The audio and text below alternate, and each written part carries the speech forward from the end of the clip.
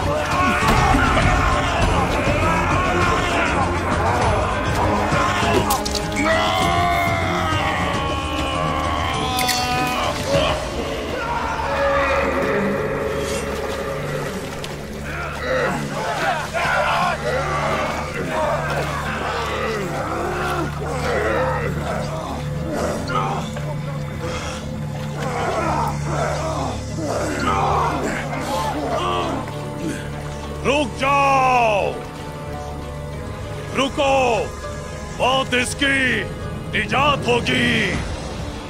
जैसे ही यह सिवास पहुंचेगा मैं इसे अपने हाथों से मारूंगा। इसे अपनी गद्दारी की कीमत हर हाल में अदा करना होगी। ले चलो इसे।